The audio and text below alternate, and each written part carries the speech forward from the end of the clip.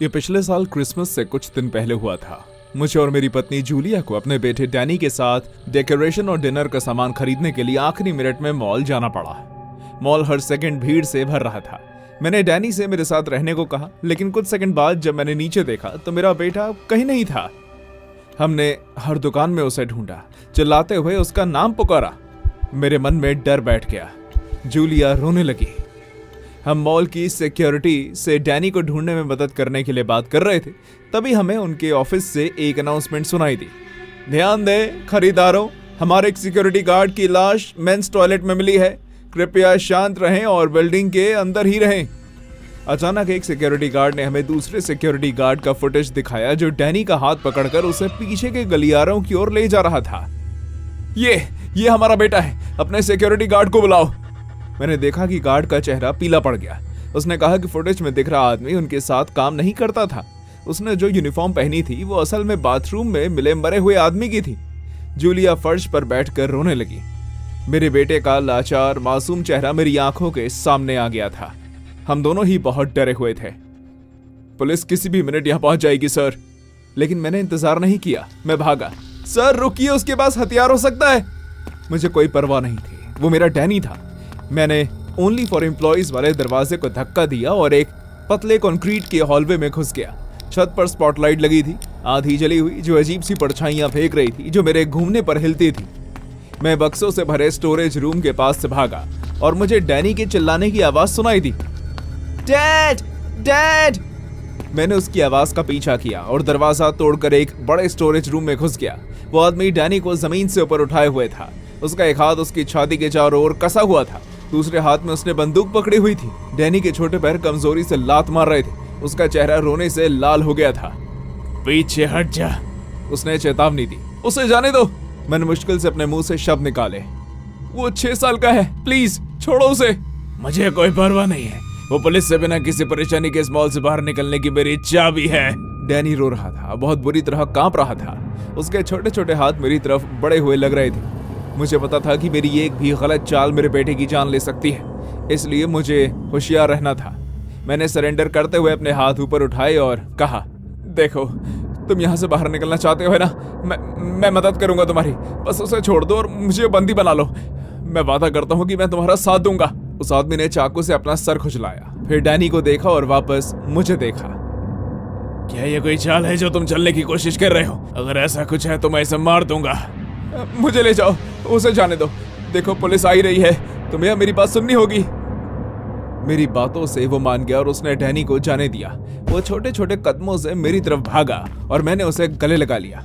वो रो रहा था, सोच रहा था कि वो आदमी उसे अभी भी चोट पहुंचा सकता है। लेकिन मैंने उसे शांत किया और उसे अपनी मॉम के पास वापस जाने को कहा। उसे बताया कि मैं ठीक हो जाऊंगा। लेकिन तभी मैंने भागने की आवाज़ें सुनी जो हमारी तरफ से आ रही थी। उस आदमी ने मेरी गर्दन पकड़ ली और बंदूक मेरे माथे पर रख दी। पुलिस वाले दरवाजा तोड़कर अंदर आ गए। डैनी अभी भी वहीं था, मुझे पुकार रहा था, रो रहा था। एक पुलिस वाले ने उसे अपनी गोद में ले लिया, जबकि दूसरों ने उस आदमी से मुझे छोड़ने को कहा। लेकिन उस आदमी ने उन्हें धमकी दी, कहा कि अगर किसी ने उसे रोकने की कोशिश की तो वो मुझे गोली मार देगा। मैंने ऑफिसर से कहा कि पहले मेरे बच्चे को वहां से निकालो, क्योंकि मैं ठीक हूँ। जब हम सब मॉल वापस गए तो सब मुझे और उस आदमी को डर और हैरानी भरी नजरों से देख रहे थे। पुलिस वाले बातचीत कर रहे थे, लेकिन वो आदमी जो भागा हुआ कैदी था उनकी किसी भी बात पर यकीन नहीं कर रहा था। भीड़ में से मेरी पत्नी ने मुझे देखकर चीख मारी। मुझे थोड़ी राहत मिली कि डैनी जूलिया के साथ वापस आ गया था, लेकिन मुझे पता था कि इससे उसे दुख हुआ होगा। उसे अपना बेटा तो वापस मिल गया, लेकिन बदले में उसने अपने पति को खतरे में डाल दिया। ऐसा लगा जैसे उसकी जिंदगी ने डर को डर से बदल दिया। कैदी ने मुझसे कहा कि कोई बेवकूफ़ी के बिना एग्जिट की तरफ जाओ। एक गलती और मैं इसे जान से मार दूंगा। मैंने सर हिलाया और धीरे धीरे चलने लगा। पुलिस वालों ने उस पर बंदूकें तान रखी थी, लेकिन कुछ नहीं कर पा रही थी, क्योंकि मेरी जान खतरे में थी। हम लिफ्ट के अंदर जाने ही वाले थे कि मैंने देखा कि लिफ्ट के ठीक अंदर एक बड़ा सा मेटल का क्रिसमस स्टार लगा हुआ था। मेरे दिमाग में एक आइडिया आया और मुझे ये करना ही था। उस आदमी ने चाकू से मेरे सर पर मारा और चिल्लाया, अंदर चल, तू मेरे साथ आ रहा है, याद है ना? मैं अंदर चला गया, लेकिन लिफ्ट का दरवाजा बंद होने से ठीक पहले मैंने देखा कि वो आदमी पुलिस वालों पर हंस रहा था। उसे लगा कि वो जीत चुका है। उसके घमंड ने उसे कुछ सेकंड के लिए डिस्ट्रैक्ट कर दिया और तभी मैंने छत से तारा छीना और उसकी नोकीले सर से उसके दाहिने आंख में मार दिया।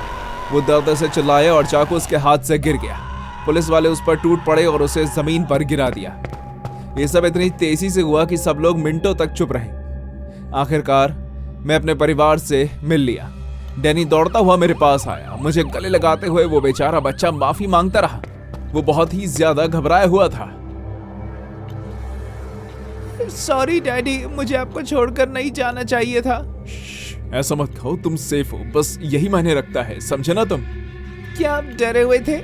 बहुत ज्यादा, लेकिन तुम्हें देखकर मैं तुम्हारे लिए अपनी पूरी जिंदगी दे सकता हूँ बेटा। क्या आप हमेशा मेरी रक्षा करोगे? हमेशा, मैं वादा करता हूँ। उस दिन मैं डैनी से झूठ बोल सकता था, उसे बता सकता था कि मैं आसानी से नहीं डरता या मैं कितना बड़ा हीरो हूं, लेकिन अगर आप मुझसे पूछें तो मुझे लगता है कि अपने बच्चे को सच बताना बेहतर है। उन्हें यह बताना बेहतर है कि मॉम डैड भी इंसान होते हैं और वो भी गलतियां कर सकते हैं। यह आपके बच्चों को आपके फैसलों का सम्मान करना सिखाता है।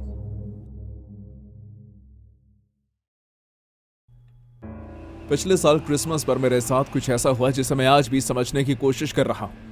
मैं कॉलेज में पढ़ता हूं और क्रिसमस की शाम को आखिरी समय में अपने परिवार से मिलने का फैसला करता हूं। बर्फीले तूफान के बीच हाईवे पर गाड़ी चलाना शायद मेरी जिंदगी का सबसे बेवकूफ़ी भरा फैसला था।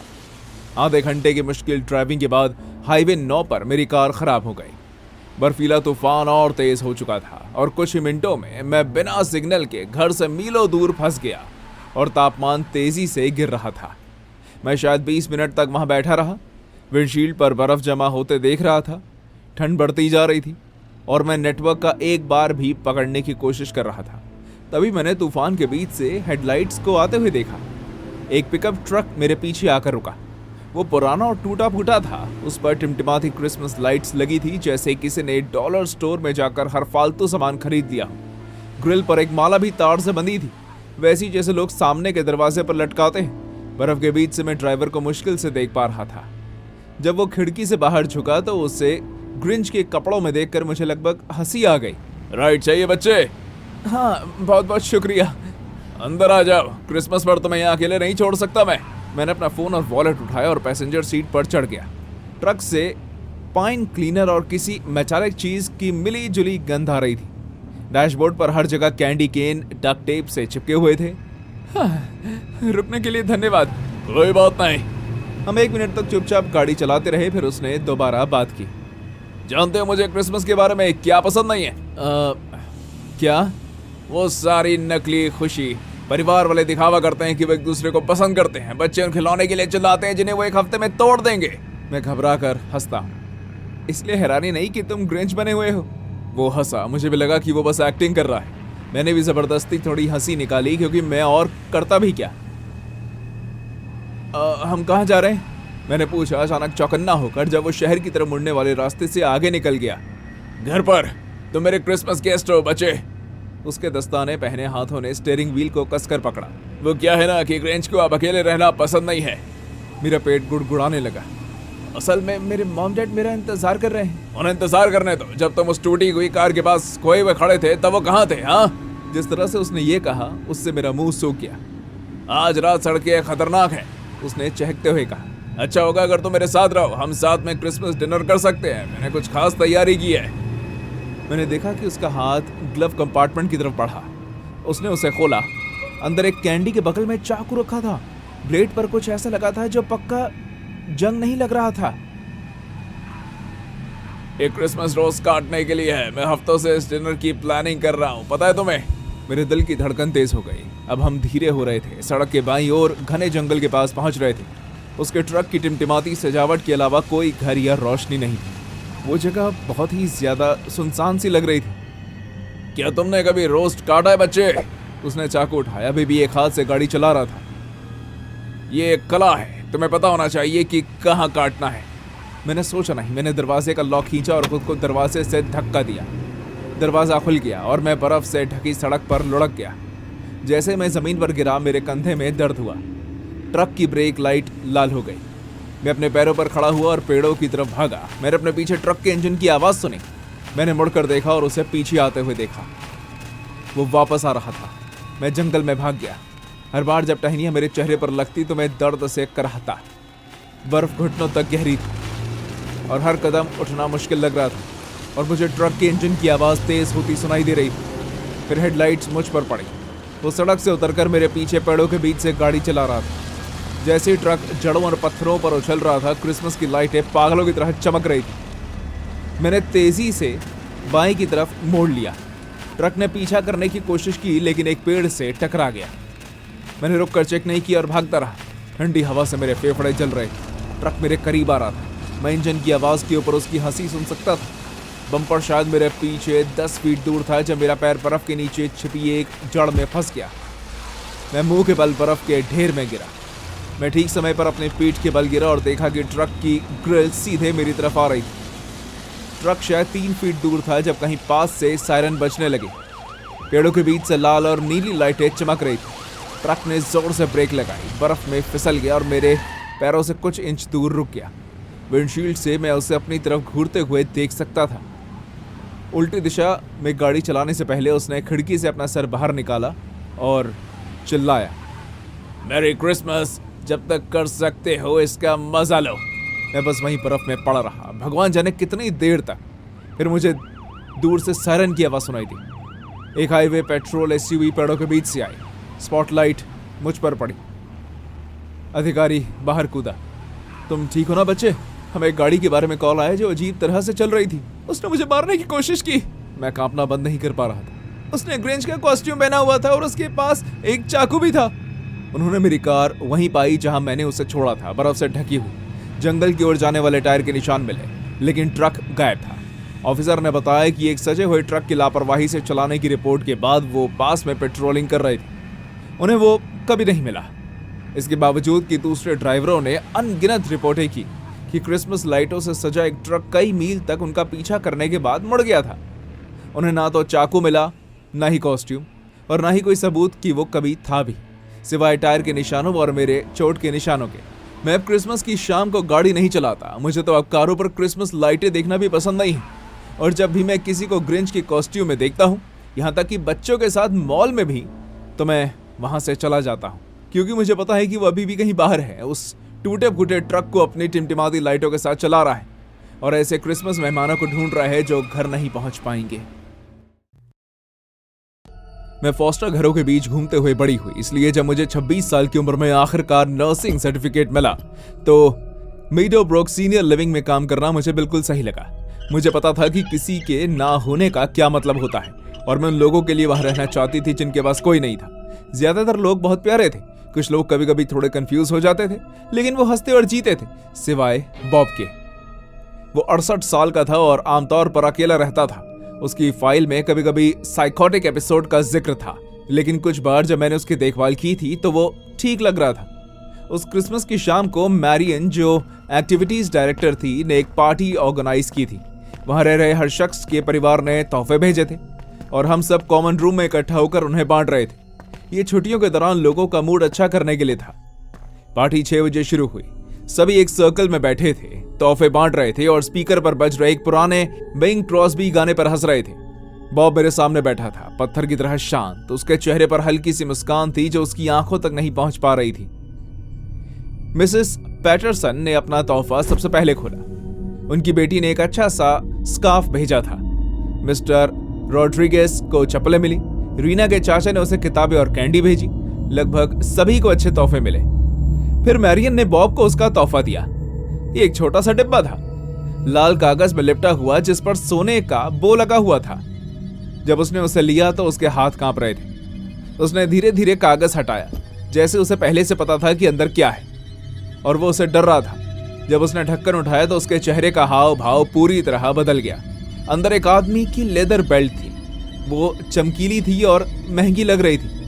कुछ सेकंड के लिए बॉब बेल्ट को ऐसा घूरता रहा जैसे उस डिब्बे में कुंडली मारकर बैठा हुआ कोई सांप हो। फिर वो चिल्लाया और डब्बे को कमरे में फेंक दिया। बॉब! मैरियन चिल्लाई, लेकिन उसे कुछ सुनाई नहीं दिया। उसने एक केयर गिवर को पकड़ा और उसे इतनी जोर से धक्का दिया कि वो जमीन पर गिर गई।